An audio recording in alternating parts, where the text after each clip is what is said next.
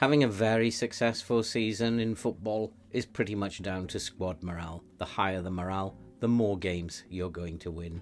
In fact, to such an extent that many people who play this game and who are very experienced in this game have called Football Manager Morale Manager. But when form and morale start to decline, you may then need to call upon the squad's level of commitment. And so today in Understanding Football Manager, the A to Z, C is for commitment. Let's go and kick some balls. Hello and welcome to FM with Old Man Phil. And if you are a first-time visitor, then I'm Phil and welcome to the channel. And this channel has been set up to support the British Heart Foundation. So if you like FM content and you love to see people suffer playing this game, then why not subscribe, like, watch and comment, help the channel to grow, help us to support that very worthwhile cause that you can see scrolling up above. Commitment can be defined as being dedicated to a cause, an activity, or a person. And in FM, this quality of commitment may get you out of a tight spot on more than one occasion, and there will be times where you will have to turn to your squad's level of commitment in order to get you out of trouble. Up until very recently, I thought that there might be two occasions where a player or a squad's commitment might be extremely useful for you and might get you out of a problematical situation. But just recently, I have come across in my Burnley save a third occasion, and this is something I'm having problems dealing with because I have never come across it before, and some ideas from you guys out there might be extremely useful if you have actually encountered this particular problem yourselves over the years. But before we go on to look at the three occasions where it might be useful, let's have a look at a player's attributes and what I believe are the three attributes that will define how committed that player is. And if we go to my squad and we look at Thomas Souček, and I believe that the most important attribute in terms of a player's commitment is his determination. And this attribute is simply his ability to succeed and to do his very best on and off the pitch. Without determination, he lacks commitment. And in my opinion, that has to be accompanied by a certain level of aggression and a large degree of work rate. And if you have all those three attributes in place, then you will turn out to be a very committed player to the cause, to the activity, or to the person. Without those three attributes, it's going to be very difficult for a player to give the level of commitment that you need. So let's move on to the most obvious time where you're going to need a player and your squad's commitment. And if we take a look at West Ham's schedule from January, you can see that we went on this remarkable run of victories. And there was just one draw in about 15 games there. And morale was high, everything in the garden was rosy, and we were looking unstoppable. However, we suffered a setback against Arsenal when we were beaten by 3-1. And then we suffered another defeat, a surprise defeat against Brentford. Now at this stage, morale is starting to fall. But then I'm looking at the next game in which we are playing in the EFL Cup final against Everton, who are really struggling in the Premier League at present. And I'm thinking a good victory in the Cup final here will mean that morale will recover and then everything will be back on track. But what actually happened is that we were very fortunate to win that game in extra time. Our finishing was poor, our passing was poor, and we almost lost the game because defensive errors almost gave the game to Everton. And so it was a little bit worrying that not just had we lost those 2 games in the Premier League, but we hadn't played very well in the EFL Cup final. I'm starting to get a little bit concerned now. We then came up against Blackburn in the FA Cup 5th round, and so I'm still not worrying, and I'm thinking this will be a very easy victory and this will put morale back on course. But against Blackburn, we had another very, very poor performance performance. And we were again very fortunate to proceed to the 6th round of the Cup, going through only on penalties against a team from the Championship. And so now I'm starting to get very, very worried. And with a big game against Aston Villa coming up, I thought I have to do something. Something is not right. And even though we have somehow managed to get those 2 victories in the Cup, this game against Aston Villa, a potential banana skin for us, was beginning to worry me. So what I did in that game was I selected a team of players who were my most committed players, beginning with determination, set the team up with the most determined players, then looking at their work rate and their levels of aggression, and put the team together that I thought were the most committed players.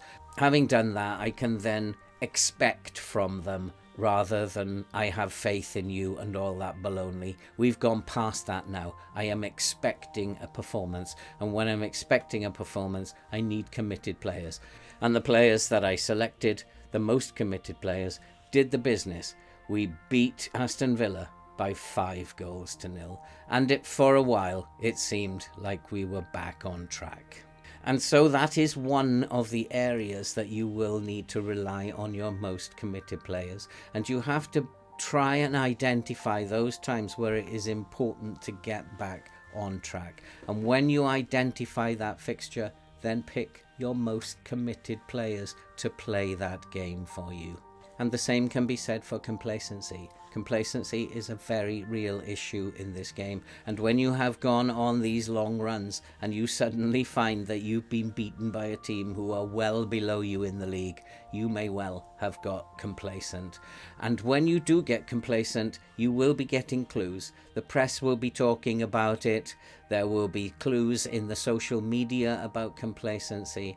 And when you are on these good runs, there is going to be a time when you get complacent. And one of the things that happens is, if you are a person who goes to press conferences, and I don't go, they will ask the question in the press conference. They will say to you, do you think that complacency is going to become a great big issue?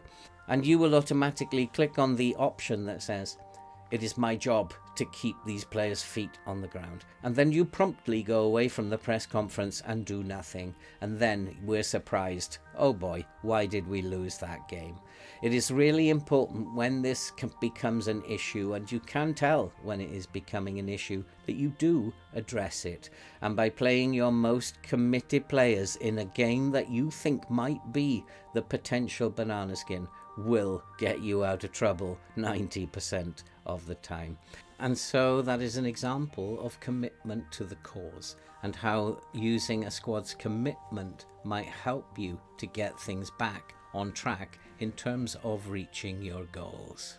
But the second type of commitment is the squad's commitment to you. Now, if you go to the dynamics and you click on your dynamics, you will see 3 sections here: team cohesion, club atmosphere, and managerial support. Now, managerial support, I don't believe, is there just to make the screen look pretty. Managerial support is about the dressing room and how much control and influence you have over the dressing room. And we can see here, I've spent a good period of time at the club. I have strong relationships with a number of the players, and I've got a very strong influence over a number of the players. And that means that everything at the moment is good, and the players will listen to me. They will take things that I say on board, and management of the team means that the dressing room spirit is very good. But one of the most dangerous things that can happen in your career is when you start losing the dressing room. And this happens in real life too. And I remember Mourinho losing the dressing room at Manchester United, and he was gone very soon after that started to happen. And it's happened to several other managers in the Premier League. Once you lose support of the players, then performances will start to drop. So how can you use a player's commitment to you to help you out of that situation? And I have, on 2 occasions when I have been facing the sack, used a player's commitment to me to actually manage to turn things around.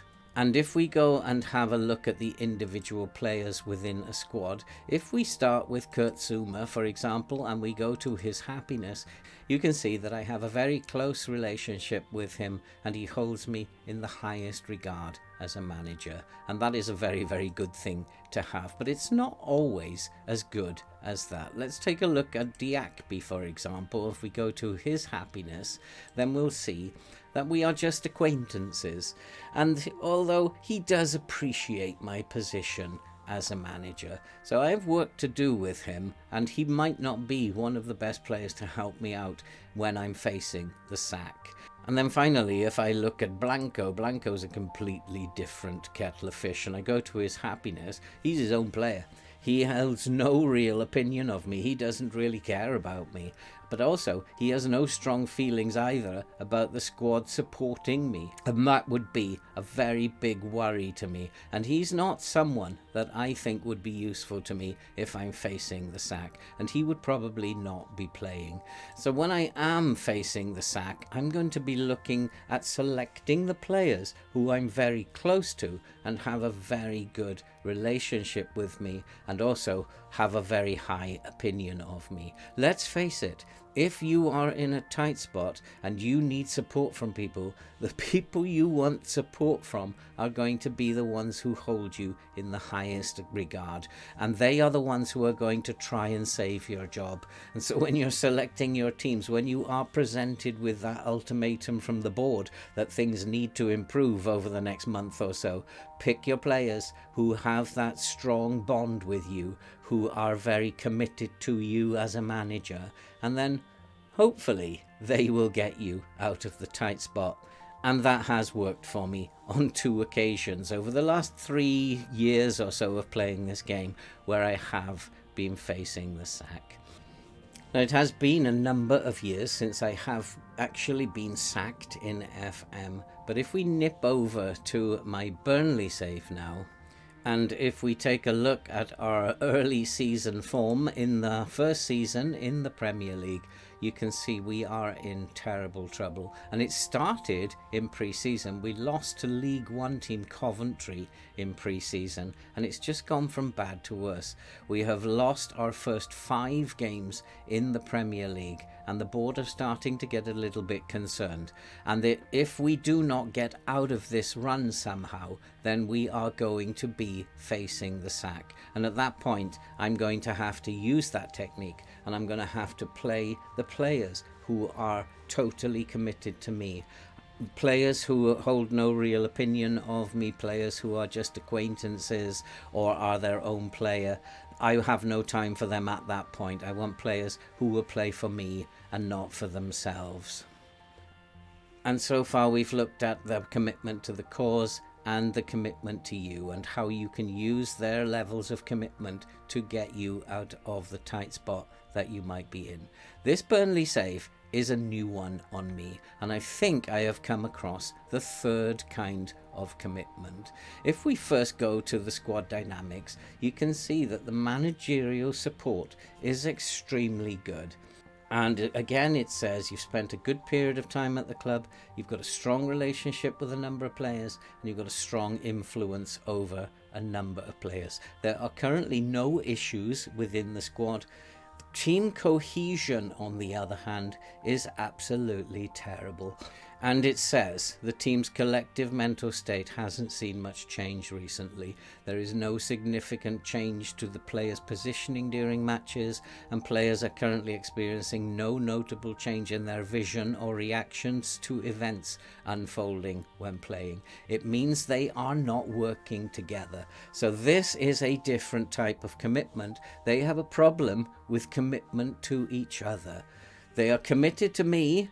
The club atmosphere, given our recent form, is fairly good, but they cannot play together. And just recently, 11 of the players came to me and had a meeting with me and said that the atmosphere in the dressing room was so bad that they could barely force themselves to come to work.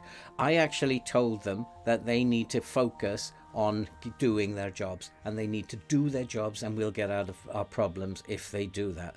That seemed to work to a degree, and they were content leaving the meeting but we then went on and lost to Brentford. The problem that I have here is one I've not come across before, where the team cannot work together. In fact, I noticed it just after the save had begun, when we could not string results together very well. And often when I was playing the games within the save, I would be thinking to myself, these players are not doing what I'm telling them to do. And on one or two occasions, I actually put in to the instructions the opposite instructions of how I wanted to play. And on one occasion, that actually turned the game around. It was almost as if they were playing in exactly the opposite way that I wanted them to play. Somehow we managed to get promotion, but I realized that this team was not working well together, and so I got rid of a number of players and brought in a lot of new players. However, they haven't spent really a full pre-season together because these signings were staggered, and the original 12 players now are causing problems, I think, and they are not welcoming new players into the squad, and they are not blending well together at all. And that is a big problem that I've not come across before, a team's commitment to each other. So what I've done, and I don't know if I'm doing the right thing, but I have altered their training, and suddenly now I'm going to be focusing a lot on teamwork, team bonding, and you can see I've got teamwork, team bonding all over the place. And I don't know if that's going to help, but we need to do something, and do something fast, or I am going to be facing the sack. The other thing that I have done is I have no idea if this is going to work, but I have set up mentoring groups, not with the aim of changing personality as these groups are normally used.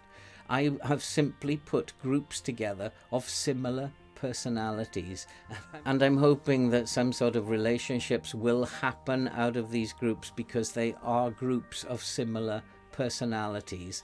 I don't know if I'm doing the right thing in this either, but I do know that we are in serious trouble, and unless this team suddenly start developing relationships with each other, then this run of form is going to get worse and worse. We need this team to get used to winning, and I don't know how to get that to actually begin. We do have a friendly coming up against Notts County, so we will raise morale with that a little bit, and then we have to play probably the worst team in the Premier League, Blackburn, and if we don't win that game, we are going to be in serious trouble. I don't know if I'm doing the right thing. Do you guys have any experience of this, where the old players will not welcome in new players, where they cannot work together? If so, if you've had experience of this and you know how to get out of it, I'd be very interested to hear from you. And so that is the third instance of where players' commitment might help you, or indeed in this case will hinder your cause. I have never felt that this save could be successful at all, and I don't feel very optimistic about keeping my job at the moment. If it does come down to the fact that I get this ultimatum from the board that we have to turn things around, I will be looking at the players who have relationships with me to try and get me out of it. And that's it for this video. If you have enjoyed it and you like FM content and you love to see people suffer playing in a save, then why not consider subscribing, like the video, watch and comment, help the channel to grow, help us to support the British Heart Foundation, that very worthwhile cause that you can see scrolling up above. When we come back with Understanding Football Manager, the A to Z, we will be coming back and taking a look at something beginning with the letter D. If you have any questions or you'd like to see something discussed in a video like this, then leave me a note in the comments, and I always answer all comments. And all that remains to be said for now is stay safe, and we'll see you next time.